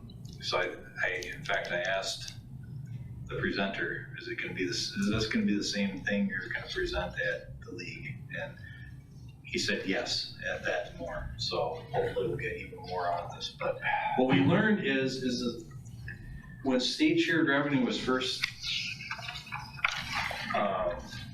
conceptualized in Wisconsin, it's based off your property taxes coming into the state. When it was first designed, this is according to that presenter, that 90% of those funds that went to the state was supposed to go back to municipalities to help fund emergency services. In your packet, I've included a graph. This comes directly from the League of Municipalities. Since 1992,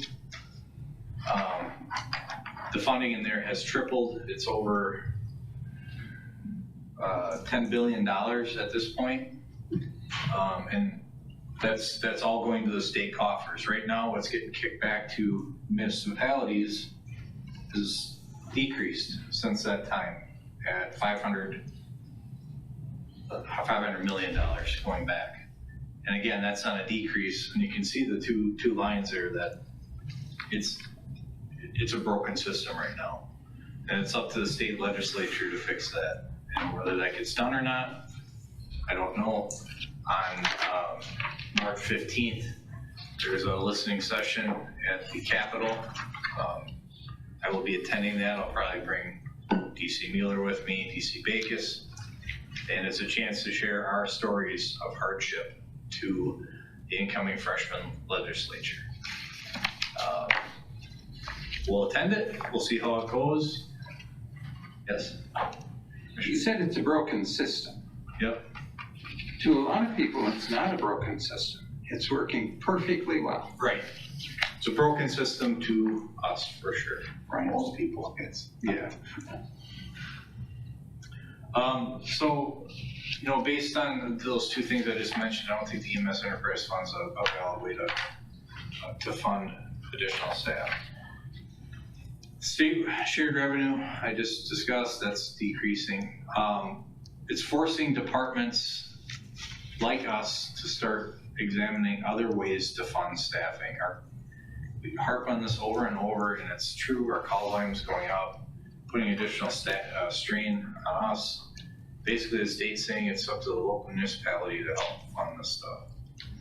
So what I learned at that conference, and we've kind of known for a while, Deputy Chief Mueller, I'm lucky to be surrounded by very smart people who are go-getters and reach out and start looking at this stuff. Deputy Chief Mueller had already found information on what I'm about to present to you prior to me even going to that conference, and we have been looking into this. So what a lot of departments are doing is they're going to referendum to help fund staffing, understanding that this is an additional tax on people, but that's the general concept of what we're being forced to do at this point, because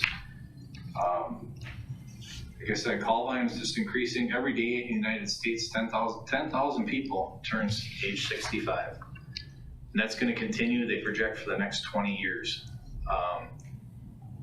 As we know, as you get older, you need more medical attention due to different reasons, and that's increasing our call volume. I think we're just seeing, and from what I've been told, we're just seeing the very tip of the iceberg. It's gonna do nothing but get worse over the next 20 years as far as call volume, the need for ambulance, and fire staff. So, and we talked about this at length in the first part of this meeting, is demand on our firefighters is leading to burnout, mental health issues, including suicide and a variety of other factors, physical and mental. So essentially what I've laid out for you is we're starting to pursue looking into alternative sources of revenue, such as there's multiple ways to do this, a per capita fee on each household, say a $100 annual charge. Commercial business be treated differently, it'd be a little higher or whatever. That's what some communities are doing, say $500 on your mom and pop stores. Industrial will be higher because the service need for those facilities is much more. It's much more demanding on staff, equipment, and everything else. And this would be, like I said, an annual fee to help fund staffing. That's what a lot of departments are doing. I've included what Western Lakes Fire District did in your packet. I think it's very well outlined, very well laid out as far as how they did it. They supplied 3 different options in their model on how to add staff, add full-time staff, and best protect the communities that they serve. And that's exactly what we're trying to do. Yesterday, Deputy Chief Mueller and I had a brief conference call with Public Consulting Group, which is, this is what they do. They study this stuff. They make recommendations on staffing needs, cost of service studies. We talked a little bit about creating a fire district, if that's the best idea out there. There's a lot of different things out there that they can help us with by getting data from our community, our surrounding communities. Like I said, this was a free call. It was just something we're looking into and want to explore. However, the more we dig into this, the more work we're seeing that's going to be involved. So I guess what my request is from this body is this something the commission would like us to continue down the road of, or is this something that the commission feels we shouldn't continue down this road? Because I don't want to waste time. We'll put it that way. I don't want to dig way into this and then have the commission say, well, we're not really for this idea of a special assessment fee or whatever. I guess what I'm asking is, do you want me to continue down this road and Everett and DC Vegas, or should we stop right here? And I hear the Sorry. Yeah, go ahead, please. Yeah, the 3 concepts would be, 1, looking at a referendum, possibly to obtain the funding for those 100, for each of the 3 positions we're currently down, and possibly 3 more to cover. That would be one idea. The concept is to come back to at least our minimum staffing, which we already had at 12, possibly looking at that referendum and looking at what election date that would be. The second option would be starting to dig into what a fire district would look like. I believe at the previous meeting, which would be back in April, May timeframe, we talked about regionalization. That would actually implement some regionalization down the road.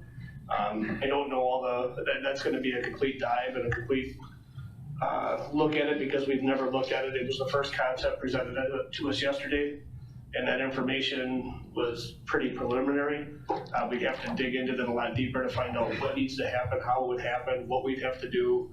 So I mean, that would be a deep dig on that one, and I think that's where Chief Letty is actually going with that, to make sure that that's the direction we want to go as a department, and from the PSC directing the department to do that.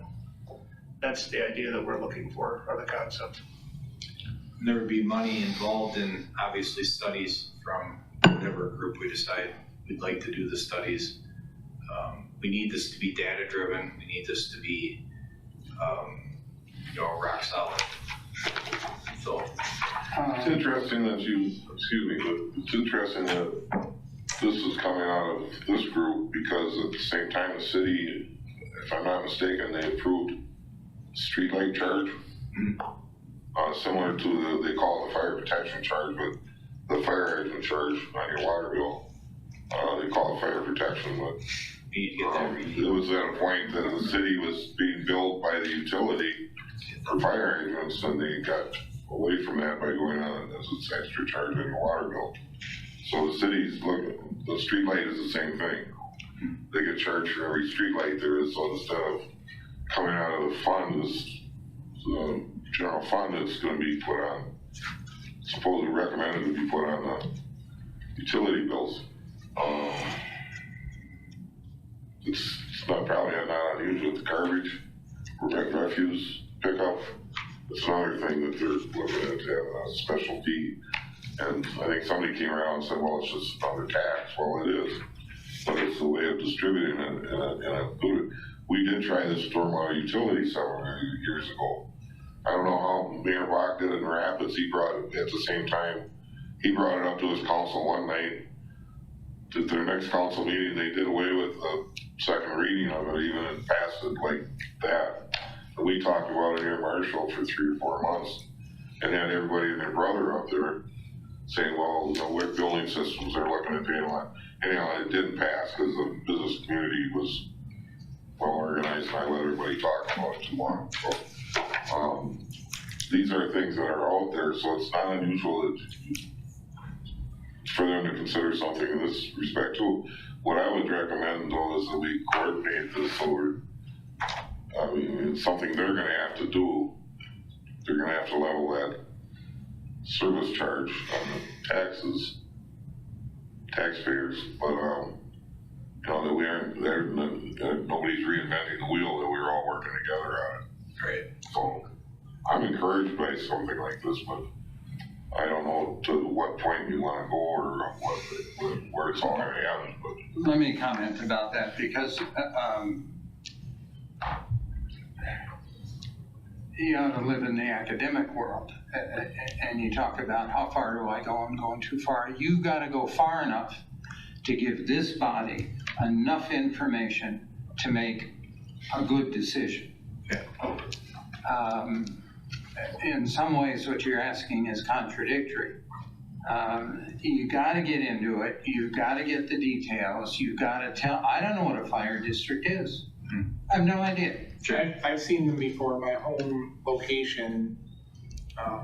I come from Opeka County, so we had the Manawa Rural Fire District was the city of Manawa, and the 4 surrounding townships, where all the townships had a board, and they basically do what we're doing here. That's fine, but I don't know that. Yep. And I don't know how they work, and I don't know how it would benefit if we were a fire district. Seems to me you're just expanding the problem. Yeah. I came from the Chippewa Fire District. Yeah. That's where I originated from. That had 4 different townships that were involved in it. It had a fire board, and the one thing that was different and unique about that is it's separated from city government. So the funds don't go necessarily into the general fund. Whatever is generated for the fire department is utilized by the fire department. Well, and how are the funds generated? What, you tax all 4 of the independent entities? This is where you get into the special fee. And who, oh, well, okay, see, Yes. you're gonna have to tell us enough about whatever alternatives you think of, Sure. that we can make a decision. Sure. So I'm not gonna tell you not to do anything or to do anything. If you wanna offer us something, you give us enough so that we can make an informed decision. Will do. All right. Perhaps I was a little jumping the gun a little bit, but man, the more we dig into this, it's gonna be quite a bit of work to Well, get going on. again,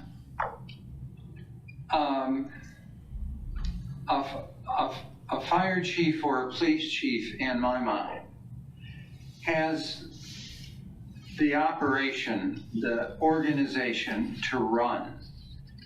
But I think half of your job is looking out. What's coming? What changes are there? And that's a lot of work. You know, and you ought to be consulting. And I remember when I just didn't offer any more courses in that major, and the whole system went nuts. I thought about it, I decided, and I just didn't talk to anybody, because if I talked to them, they would have said no.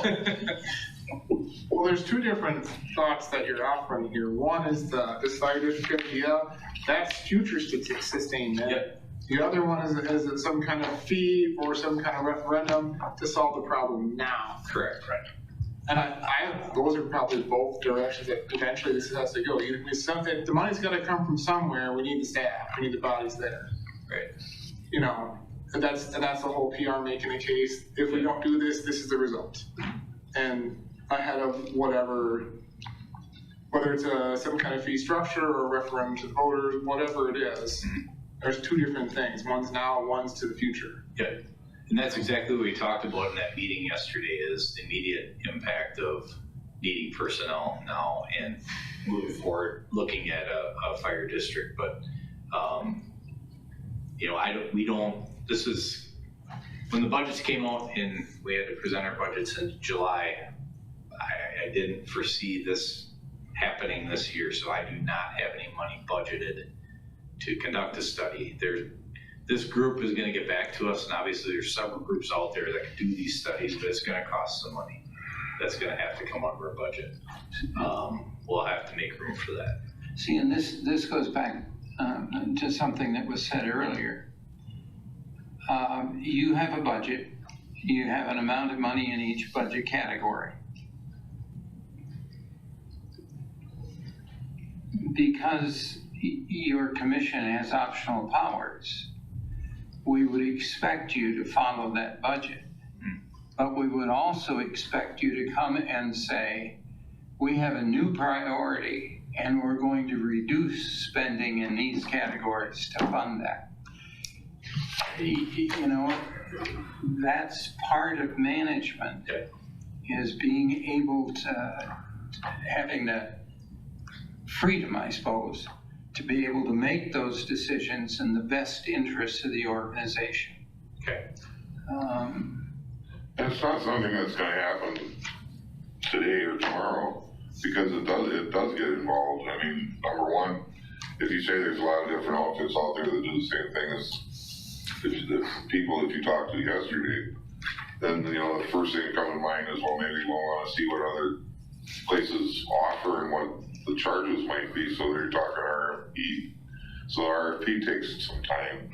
Then once you get that all organized, you know, do they include, you know, a referendum is no easy thing. It's a hell of an educational process that has to go into it. And you know the minute you bring it up, that there's gonna be an opposition side to it. Because any referendums I've seen go through the city have involved the two groups. So it's who's pounding more stuff out there than the other, and to win the taxpayers over. So that's gonna take a time period, the process, just for education. So I think you, in my mind, you're headed in the right direction by making the initial trip into this. But as far as like, where are we gonna, like Andy said, you gotta keep us informed about where you're at with it. But I'm not gonna discourage you from looking into it any further than you have already. Okay. Just so, like you said, when it comes down to spending money, then it's gonna take a little more concentration on our part to proceed to take another step. Yeah, actually, this is, please don't take it wrong, but this is what happens when you have leadership responsibility for the organization. The environment changes. you know, whether it's taxes or whether it's personnel policy or whether, you know, it changes. And part of your leadership role, the two chiefs and the deputy chiefs, is to find the best route for your organization through that mess. You know, this is the way the world works, and you know, finding your way is, Sure. Yeah, and I'm definitely not afraid to do the work. Yeah. And look into this. I just want to make sure I was following the right procedure. Yeah. By, you know, first letting you know about this, and then the second part was I didn't know if I should get approval to dig into this further or not. well, I tell you what, I wasn't a very good boss, I guess, because I never told anybody to work less. I guess that makes all of us I've got one additional question in regards to this, if we move forward with it. When we're talking a district, are we talking the other communities that we have a contract work for EMS? Or is it, Yeah. would it involve the other departments, like for fire, that we're in mutual aid stuff with for fire, like police, Stratford and Spencer? Yep. Fire district. yes and yes. It can go as far as up to Stratford, Spencer. That's where you need the study. We need to be talking to, you know, the fire chiefs in those districts, and we know everybody's struggling. Everybody's struggling right now to retain staff. Volunteer career doesn't matter. There are hurdles in the fact that there are departments that have tradition. They want to maintain their identity and don't want to be part of a fire district. We know we're going to face those hurdles out there. And that's all part of, you know, talking to people, getting these studies done. And that's all the preliminary work. And, you know, if you have enough departments out there that want to maintain their own identity and don't want to be part of this district, it doesn't matter what the study says. They have to decide that on their own. So. And then you've already brought the example of who already did this and all it worked for them. And I'm sure there are other ones out there you mentioned from Bingo or Chipway. And so it's been tried. So we aren't going to reinvent the wheel here. It doesn't matter how that's going to fit our area. And then it could very well lead to solving or working towards solving the problem of the regionalization, you know, this island thing. So it brings some continuity to all the departments that are. This is a relatively new concept to Wisconsin as far as cities getting involved in this or creating these districts in that area. But if you go to Colorado, you go to California, you go to Texas, Florida, they've really extensively gotten into this. And I think those are good models to base a system like this off of. And my impression is fire districts and states that have, where it's common, they are powerful. Right, because this would be something to get, you know, like you're always saying, keep the commission stuff on the commission, that right there. I mean, and the city might, well, and we'd have to see what the study would say. We might find out here that, hey, the city taking it on the head and funding it might be cheaper than, okay, we'll go this route then. And it might be more expensive to the city and the citizens in the long run possibly. We don't know until we find out. Yeah, could gather that info, yeah. A lot of talk this morning, and it's been good conversation. I have no problem. But I would like to ask the three of you, is there any idea that you've heard that's in your head the commission has not heard, particularly about the EMS fund issue or funding in general? Not for me, no. Okay. We talked about a lot this morning. I'm trying to rehash.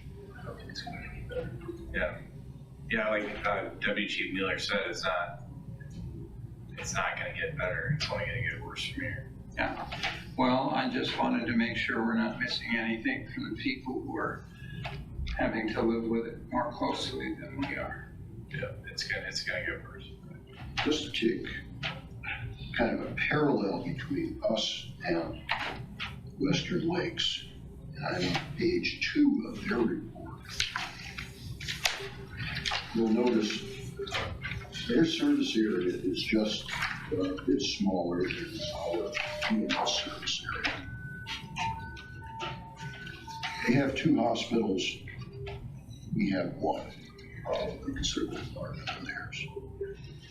They list I-94, we have a major east-west non-interstate route 10, we have 2 major north-south routes, 13 and 80. Yes, 34 all the way up.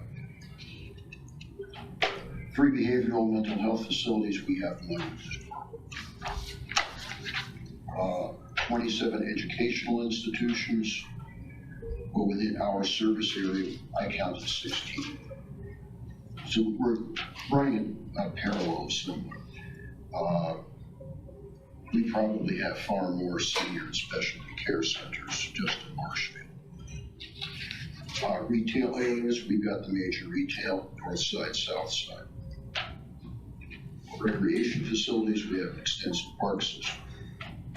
We don't have a state forest or a state park, but we have within our area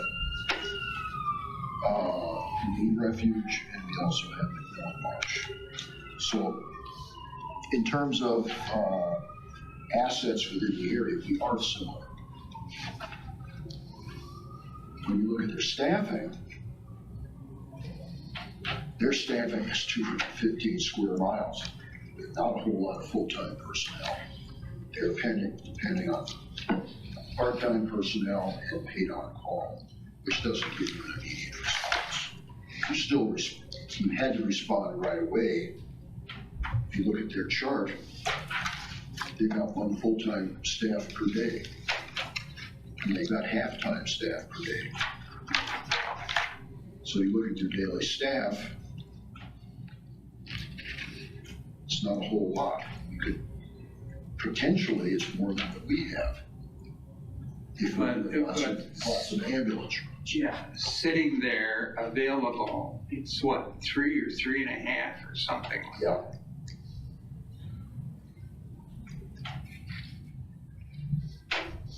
So I'm totally in favor of department staff going ahead and investigating this. A number of times I've looked at this, I see 5 potential alternatives, excluding a fire district. Tax roll plus contracted service. A per capita charge, and then prorated across the city. As Mike said, take our hydrant fee and put a protection fee per structure on that. Straight charge per structure, prorated as to what type of structure you have, for the public safety referendum. Considering the problems and the politely stated ire that developed when we did the referendum to locate this building, even though that's a number of years in the past, I'm a little bit leery about that. But if we educate appropriately, this could be a possibility. But I don't know, what's rolling through the public's mind regarding money. And as Alderman Spiros noted, we have increasing costs all around. But investigate, look at this from a problem-solving technique. We define the problem. Next step is list what we know is the solution there. Well, we got to find out. Yeah. We know a little bit, but we need to acquire more information. We observe, we study, we orient ourselves to the appropriate direction, make a decision, and get action. We need the research to go forward. Can I clarify something with you, Bill? Yeah. You said the type of structure, will we go by square footage, the amount of levels, because we have more equipment that we have to utilize, like bigger trucks, et cetera? Yeah, this gets to be an interesting concept. Right now, the hydrant charge is on square footage. Yeah. if you're looking at a charge per structure type, there are two ways to go, or maybe three ways to go. You're looking at square footage, or you're looking at square footage plus elevation. Or you're looking at square footage, potentially plus elevation and materials. So if we had a, let's say, 6-story wood frame building, which is really not impossible today, that's gonna have an entirely different situation than somebody's got a 1-story house. And then, is the building sprinkled? There are a lot of variables that could go into this. And you take options for that, though? I mean, that's Yeah. pretty complicated. Right. Yeah, it's part of the stuff that we've been seeing is there's just multiple ways to even do that. Assessment. The square footage model is a fair model, but it becomes difficult to try to distinguish all the different square footages and then to go back and add those in every time there's an addition down or something like that. That makes it a little bit more difficult, more time consuming, but it is an option. It is a fair model. My recommendation would be that you make it as complicated as you possibly can. Because then you can do whatever you want. You do a whole bunch of different formulas, follow the line item, create a book this big. So maybe I would like to have a little bit of a better understanding, or I'll tell you how I'm thinking about the fire district. Does it run somewhat similar to like the school district? It's its own separate entity. The commission would basically be forfeiting our roles to that group because it's a bigger entity that we would be working with and being absorbed by that entity newly formed. And that entity would control all the financial aspects for not only the city of Marshfield, but all of the district itself. Yep. Okay. In some states, there are water districts that work that way. Right.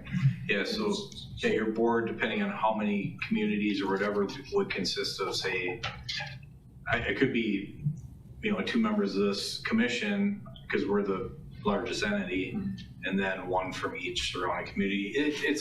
There's multiple ways to go about that as well. Right, and then there would become geographic locations for fire departments and also full-time departments having to be added or personnel as a whole for that district. Correct. Couldn't solely rely on the Marshfield full-time people for that entirety. No. We'd have to add a lot of staff. We talked yesterday, we talked yesterday a little bit about, what this would look like as far as if let's say Spencer was on board or Stratford, you'd staff an engine and an ambulance using their equipment, that would have to be donated into the regionalization concept. But we'd staff 3 firefighters, say in Spencer, and 3 firefighters cross-staffed in full-time in Stratford. And that would be supplemented after that by paid on-call staff or whatever. And obviously we need our people here in the city. So you'd be looking at a mix of you'd be developing paid on-call people as well now at that point. Then you get into 2 different county dispatches and potential run further to different hospitals. Very complex, yes. Yep. Clark County, Marathon County, Wood County, yeah. So there probably have to be minimum staffing for each area. Yeah. And we don't know we don't know what the state statute does with the district concept. I mean, I have absolutely no idea. Yep, You would think that state statute would permit it because it's a good idea in some places. But what the rules are, I have no sense of it. And then you've got the counties. What do you do about dispatch when you've got Marathon and Clark and Wood County? No idea. It's all things we'd have to figure out forward. complex. This definitely is not a thing that's gonna happen next year or anything. Everett and I talked a little bit about this. We're looking 5 years down the road, to implement a fire district. You got 36 months. 36 months. Get her done. Accomplish it. Quit sitting on it. The one thing that it does lead to though, it leads to the ability to actually have a pricing model for someone who may be not able to offer fire or EMS in their area. They could come to us, we have the pricing model, and we'd have that ability to expand into those areas if that's how they want to do it. It has to be on their side, it wouldn't be something it would be voluntarily into the system. And it's worked well. Rudolph runs a very similar system to that. That one is not too far. I think they've got 4 or 5 fire stations as well. That's a private. Private, but it's same kind of concept, but it is a private sector, but it has some conceptual things that are very close to this. And if they're private, how do they fund themselves? They do it through fee charges, I believe. Everything is done through fees. And I'm sure that they also they probably have a fee that's set on, a resident pays this much. They probably have some type of per capita fee, and we could explore that as well. Yeah. I don't think that would be the model we'd be looking to go to. No, but it would be interesting to see their fee schedule. Yes. What they claim it's worth to do the work in different settings. Okay. One question. Yes, sir. See, if we do start doing these meetings and talk to these firms, does a PFC member want to be present to possibly take that information? I don't think it would be required. I think that you can go do it on your own. If it gets to the point where you want to keep us, if you're starting to get down to brass tacks, you want to keep us informed, and we'd be happy to have somebody doing the initial stuff right now. Do this. I think you can continue as you have. Okay. As we get updates, then when we continue to explore the first phase of this, is what I'm considering is getting people on board right away by looking into the assessment charges to keep you informed of every step of the way. More than happy to join you, but I mean, it might muddy things up too. So Have you got a chief's discussion board kind of place? I do. Just ask out there who you work with, who was good, and if you had a bad experience, let us know. Yep.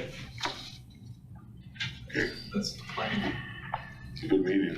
What I would recommend to the 2 chiefs is that you contact City Hall as soon as you can. Let them know what we came up with today. If such a thing as having the minutes available right away, get him.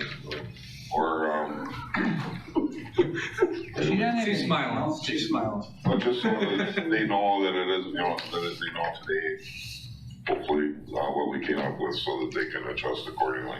Do we want to have somebody present at one of the next common council meetings to address the motion that, hey, give us, say what the cuts are, but don't tell us how to cut our budgets? Like that motion we made after we said we changed what this person was for the PD budget. Do we want to have somebody physically there to present that and speak to the council? Well, there's always, the bill is just said about he could be an alderman, he's at all the meetings, so. But, and I have been going more recently too. But yeah, if anybody else wants to join us, maybe to drive the point home, there's power in numbers too, so. Next, just so you're aware, next budget meeting is Monday. Yeah. And for the next, I think, we'll distribute those, if you could, the budget, or you could too. Sure. I think you did already, you gave us an update to what Still goes to Lori. the budget schedule was Yeah, recently, Yep. in an email. I'll send that out. Emails. Lori, you would not be a good poker player. I can't see it from the side, so. I'll send that out again, Commissioner Myers. Yeah, I think the chief already said something on as what the budget schedule is with, It's changed multiple times. yeah. And, What we'll do is we'll elevate Lori to Assistant Deputy Chief for Research, and then hire an Administrative Assistant 1 to do. all the other Congratulations on your appointment. Thank you for kindly accepting. Wow. Looking for volunteers, so. If there's no other business before the commission and hearing no objections, I call the meeting adjourned. Thank you, everybody. Thank you. That's a very